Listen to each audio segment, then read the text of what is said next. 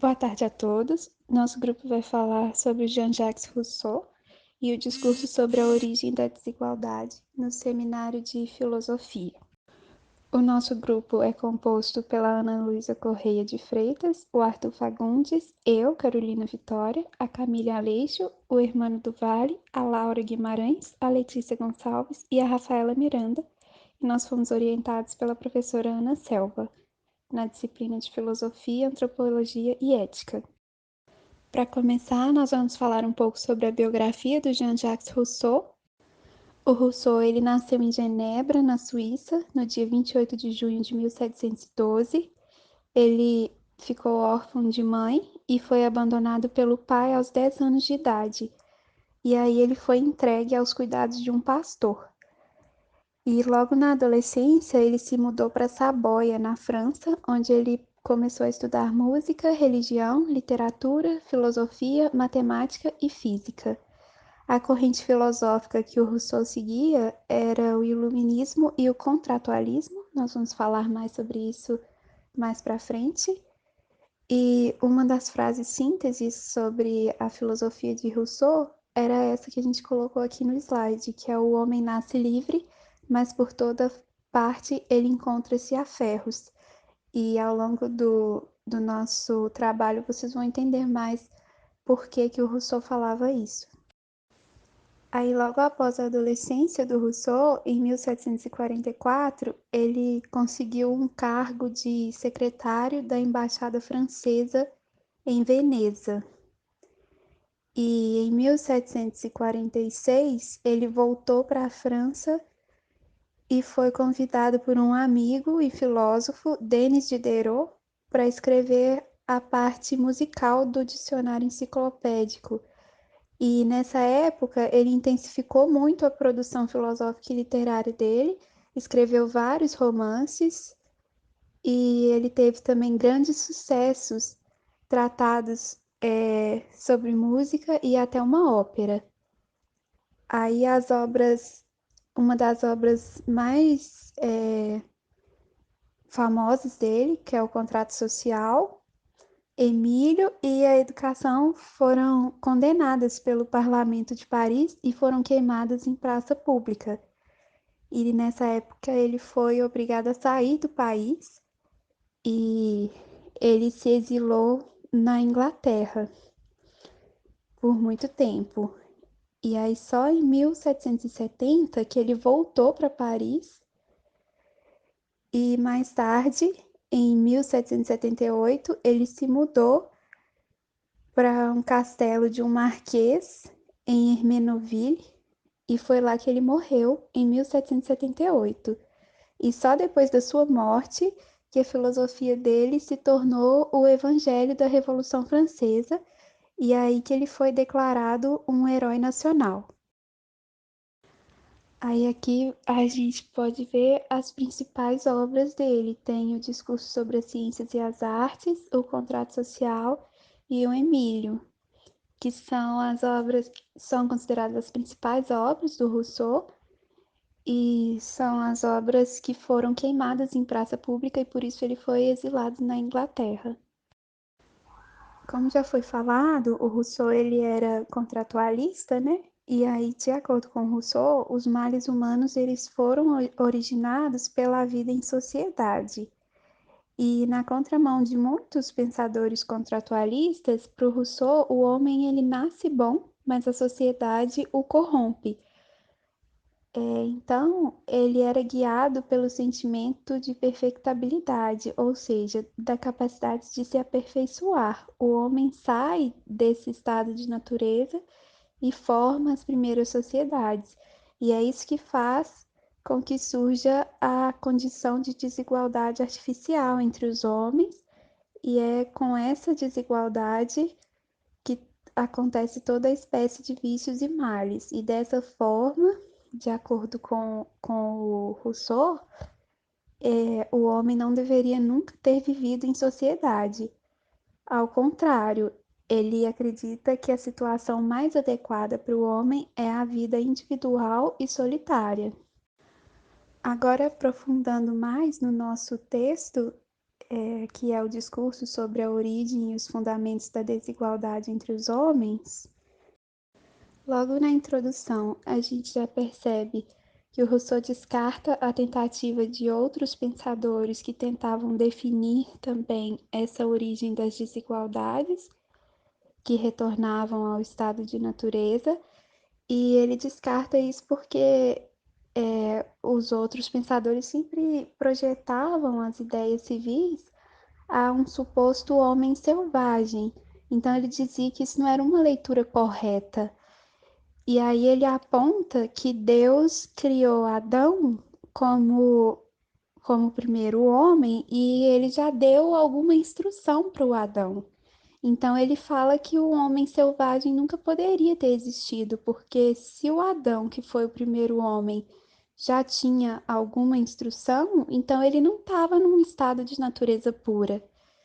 E aí no final ele se propõe a um exercício, no final dessa introdução, né? Ele se propõe a um exercício de pensar e de falar como seria esse homem num estado puro de natureza. Mas ao mesmo tempo ele já fala que isso é só um exercício mental, porque esse homem nunca existiria, isso nunca aconteceu no mundo, porque até mesmo o primeiro homem não estaria no estado selvagem. Bom, pessoal, depois dessa introdução que a Carol deu para você sobre o discurso sobre a origem e os pensamentos da desigualdade entre os homens, eu vou aprofundar um pouco mais na análise, principalmente do início ali dessa obra do Rousseau. Bom, ele fala nesse trecho de abertura da obra dele, principalmente sobre o homem no seu estado natural. E ele afirma que é muito difícil realizar uma análise das características que são semelhantes entre os homens e os outros animais. Como se, por exemplo, como ele mesmo exemplifica, né, durante a obra, se as nossas unhas que hoje são mais alongadas, né, achatadas, elas já foram garras um dia, como as dos felinos.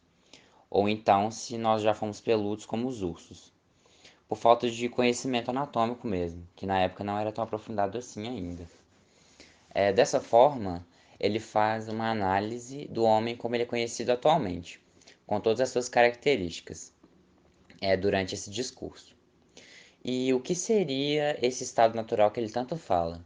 Para o Rousseau, o estado natural do homem, como o próprio nome indica, né, significa a vida e a existência dos homens e sua essência mais natural, mais animal, por assim dizer.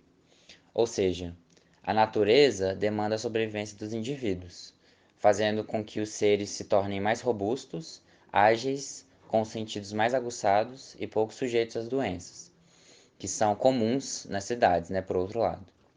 Essa frase dele, aí abaixo, deixa bem claro esse ponto de vista dele, quando ele fala que a natureza faz precisamente com eles o que a lei de Esparta fazia com os filhos dos cidadãos, torna fortes e robustos os que são bem constituídos e faz morrer todos os outros. E ele afirma, nesse contexto todo, gente, que como o homem não é natural, ele também não possui um habitat fato na natureza. Assim, ele aproveita um pouquinho do espaço de todos os outros seres, apesar de não ser ágil ou forte como os outros animais são. Mas por viver em sociedade, os homens não aprendem a sobreviver na natureza nem a senti-la de fato, muito menos a aprender com ela. Eles simplesmente se tornam onerosos à vida em sociedade e na cidade, e perdem essa capacidade natural que os outros animais apresentam.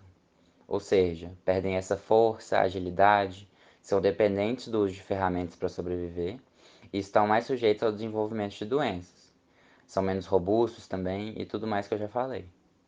Dessa forma, durante toda a parte inicial da sua argumentação, o Rousseau deixa bem claro a sua convicção no fato de que o homem, quanto mais próximo do seu estado natural, mais ele vivia em função de seus instintos, principalmente através da comparação e exemplificação entre algumas vivências humanas e a dos demais animais, como a maternidade, a velhice e a infância, e nos casos das garras e da comparação entre o urso e o homem, como eu falei antes para vocês. Rousseau, em seu livro, também vai comparar o homem natural com o animal, tanto no quesito físico e metafísico. Para Rousseau, o homem natural, assim como o animal, não precisaria de remédios e médicos. Suas feridas seriam curadas naturalmente, como, como de muitos animais que apresentam machucados e foram curados. Em seu estado natural, o homem deverá se preocupar apenas com o instinto de defesa e ataque, que garantirão sua sobrevivência na natureza. Ao contrário, ao comparar o metafísico, o homem, em seu estado natural, diferente dos outros animais, possui a qualidade de agente livre, que permite fazer escolhas, diferente de outros animais, com a possibilidade de escolher o hábito alimentar.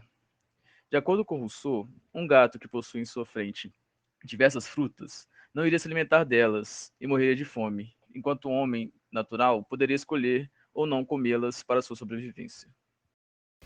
Então, Rousseau, nessa ideia de que o homem selvagem ele é guiado exclusivamente por seus instintos animais, faz com que o seu perceber e o sentir sejam o seu primeiro estado.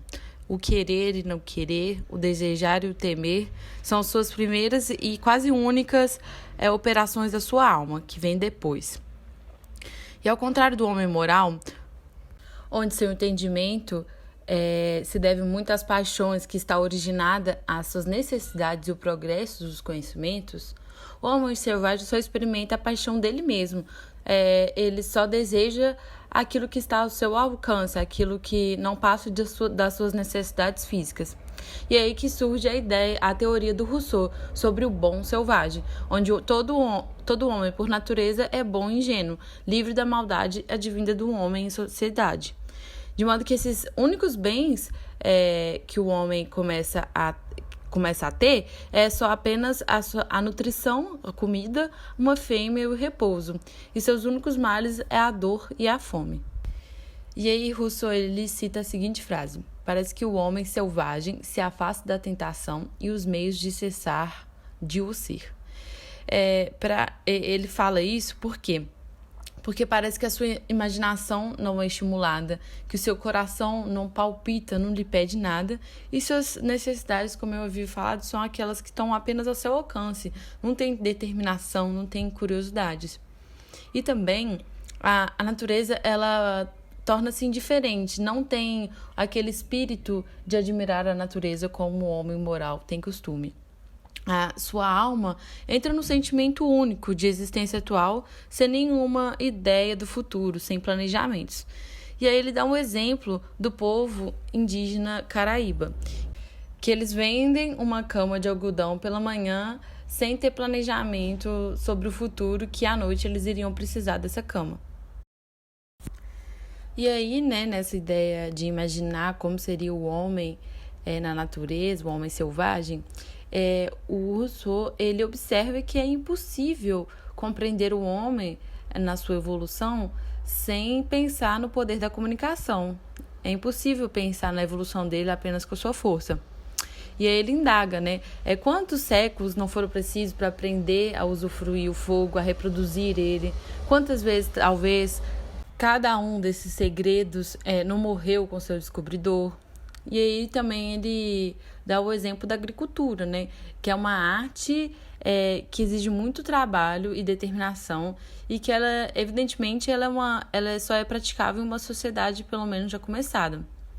E aí ele supõe, se todos esses instrumentos fossem dados ao homem selvagem, se eles tivessem adivinhado como se cultiva uma terra, como semear grãos, como plantar árvores, se tivessem encontrado a arte de moer o trigo, de pôr a uva para fermentar. Então, assim, suponha que os deuses tivessem ensinado tudo, porque eles mesmos não conseguiriam ter aprendido por si mesmos. E aí ele levanta uma questão: como poderá essa situação de levar os homens a cultivar a terra enquanto o seu estado de natureza, que é o homem selvagem, não for aniquilado? E ele supõe, se o homem selvagem fosse mais inteligente, se ele descobrisse sozinho suas verdades, que progresso que ele poderia fazer como um gênero humano dentro da floresta, entre os animais. E até que ponto que ele poderia se aperfeiçoar, se esclarecer entre os homens sem ter um domicílio fixo e sem nenhuma necessidade um dos outros. Então, Rousseau percebe que a linguagem é muito importante para haver alguma comunicação entre os homens. A Nalu vai falar um pouquinho melhor sobre isso agora. Boa tarde, gente. Meu nome é Ana Luísa e, assim como o Rafael falou, eu vou estar falando para vocês agora sobre o surgimento da linguagem de acordo com pontos de vista de Rousseau. Vale lembrar que, devido ao contexto e à época que ele estava inserido, Rousseau confunde muito o conceito de linguagem com o conceito de língua. Ele mistura os dois conceitos, considera uma coisa só, mas a gente sabe que são coisas diferentes. A gente sabe que a língua é o código que a gente vai usar, então aí a gente pode citar os idiomas que a gente tem, e a linguagem é qualquer forma de expressão e ela é considerada algo social. Mas Rousseau não tinha esse pensamento, não tinha essa visão, até mesmo por causa da época que ele estava inserido. E ele usa, às vezes ele usa o termo linguagem, às vezes ele usa o termo língua, misturando realmente os dois conceitos. Então ele começa a discorrer sobre o surgimento da linguagem, falando que a linguagem por si só é um código tão complexo quanto a matemática. Então, de qual necessidade ou por qual motivo esse código teria nascido? Ele divaga sobre a falta não necessária existente da língua e como ela se tornou tão necessária. A única conclusão que Rousseau vai chegar ali é que ela surgiu pois ela se tornou indispensável. A língua, então, teria nascido do convívio doméstico, do relacionamento entre pais e filhos, e que sobre o mesmo local dependiam da comunicação, seja ela qual for, para se entender e coexistirem juntos naquele ambiente. O fator determinante era a necessidade dos filhos, que precisava ser atendida, e para ser atendida, ela precisava ser comunicada à mãe. E este esforço para ter suas necessidades atendidas, para chamar a atenção da mãe, teria sido crucial e necessário para a criação da língua. Ignorando o espaço existente entre o ser e a necessidade da língua, Rousseau questiona como a língua começou a se estabelecer. Se é necessário falar para aprender a pensar, é muito mais necessário pensar para se encontrar a arte da palavra. E quando os sons começaram a surgir e foram proferidos, foi necessário um intérprete, alguém que ouvisse e desse significado à palavra, alguém que associasse a palavra ao objeto. Para Rousseau, a primeira linguagem definida e real entre os homens foi o grito natural que simbolizava dor, perigo ou que requisitava ajuda. Tal como o choro de bebê, que a mãe é capaz de identificar se é um choro de fome, um choro de dor, um choro de cansaço, de incômodo, choro de medo, choro de manha, assim também era o grito, que poderia simbolizar coisas diferentes, mas que não era efetivamente útil no cotidiano, se restringindo a situações extremas. Quando o pensamento evoluiu e houve um estreitamento da comunicação, os homens recorreram a uma linguagem mais ampla, com mais sinais, obtiveram maiores flexões na voz e somaram gestos. Supõe-se que os primeiros vocábulos eram simples e carregavam consigo significados muito mais intensos e complexos do que qualquer linguagem que tenhamos hoje. Os objetos foram nomeados sem gênero ou espécie, o único tempo utilizado era o presente do infinitivo, e a limitação do vocabulário provocada pela dificuldade de distinguir os objetos, visto que a possibilidade de se estudar e conhecer esse objeto profundamente não existia, tornava extenso o dicionário. As ideias só podem ser introduzidas usando-se das palavras, e tal fato nos distingue dos animais. Eles não formam ideias. Todas as ideias gerais são intelectuais. É preciso falar para ter ideias, pois logo que a imaginação pare, somos movidos pelo discurso. E assim, a Letícia vai falar para vocês agora sobre a criação de palavras. Nesse momento, Rousseau começa a pensar na criação das palavras, como a gente criou as palavras e o que nos levou a nos aproximar de outro ser humano para ter essa comunicação. E aqui na imagem a gente tem esse triângulo que representa a nossa taxonomia, que a gente usa hoje em dia, né? E no livro ele se pergunta como a gente criou isso e quão impreciso a gente era para criar esse tipo de coisa, porque o nosso conhecimento ele era limitado de certa forma, por exemplo, pela falta de instrumentação. Então a gente tinha muita gente criando espécies diferentes, criando gêneros diferentes, famílias diferentes, que a gente vê hoje em dia que muitas vezes era da mesma família, era do mesmo gênero. Então a gente tinha uma grande margem de erro pela pouca informação e pouca troca de informação. E mesmo assim, com tudo que a gente conseguiu criar, toda essa base da taxonomia que a gente tem hoje, que é muito grande e muito boa também, e ele ainda joga uma dúvida, que é: se ainda hoje se descobrem cada dia novas espécies que até aqui tinham escapado a todas as nossas observações, que se imagine quantas escapariam a homens que julgavam as coisas pelo primeiro aspecto. Que ele diz, essa parte de homens que julgavam as coisas pelo primeiro aspecto, são as primeiras pessoas que criaram as primeiras palavras, ou as primeiras classificações mesmo dos animais. Então, pensar como o homem lá no começo conseguiu fazer isso, dessa parte de criação de palavras, assim como conseguiu criar toda uma base de conhecimento para a gente hoje em dia. Agora, voltando sobre o que eu tinha comentado no comecinho do outro slide, falando sobre a possível origem da língua, Rousseau, nessa parte, ele começa a pensar em como aconteceu essa aproximação entre os homens, o porquê.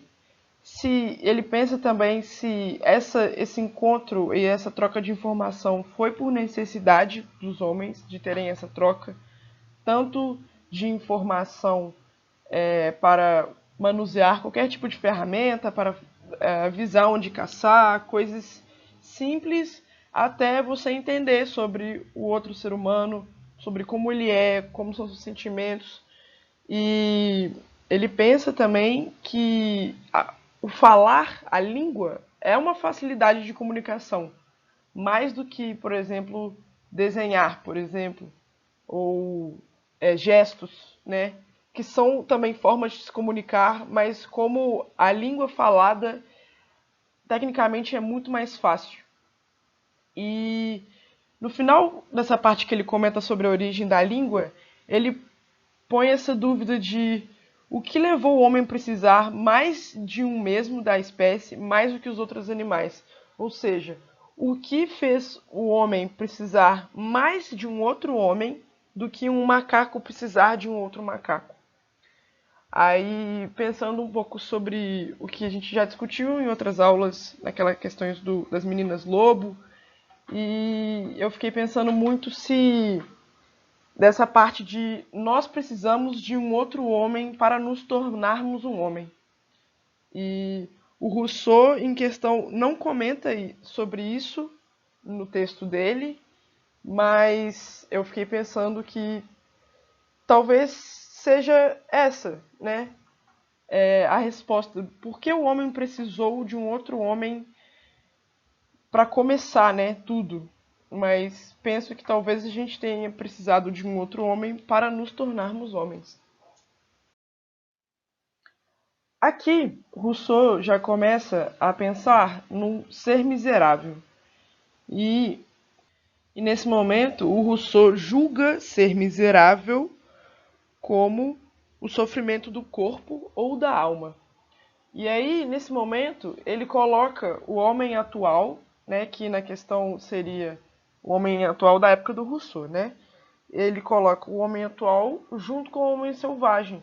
E o Rousseau ele coloca muito em atenção como as pessoas ao redor dele estão constantemente tristes, constantemente insatisfeitos, e que isso as torna miseráveis no mundo atual, sendo que, comparado ao homem selvagem, o homem atual possui uma privação também muito maior da liberdade. Ou seja, você vai estar na cidade, você vai ter que trabalhar, você tem que sustentar sua família, você tem sempre que estar pensando em outras coisas, ao invés de só pensar no que eu vou fazer amanhã, sabe? E ele coloca muito o homem selvagem como talvez um privilégio do homem selvagem, porque como muitas vezes ele não tinha tanto essa reflexão sobre o próprio ser, ele vivia mais na base dos instintos, vivia na base do dia, vivendo um dia após um dia. E como nesse caso o homem seria mais privilegiado. Mas Rousseau chega a colocar que imagina as dificuldades que esse homem selvagem não passava, né? O que essa dúvida do que eu vou ter amanhã não trazia para ele de miserável, né? Não trazia de tristeza para ele, não trazia de perturbação. O fato de não saber se você vai comer amanhã, ou se o seu machucado que você cortou caçando um animal vai se curar, sabe? E aí ele coloca que essa questão de ser miserável é muito uma questão autorreflexiva. Ou seja, muitas vezes quando você tem mais esse tempo para refletir sobre o que está acontecendo na sua volta, sobre refletir mais sobre os seus atos, você se torna uma pessoa mais miserável, você sente mais as dores. Diferente do que poderia ser um homem selvagem que ia viver um dia após o outro, mas que no final passava por muito mais dificuldades do que um homem atual.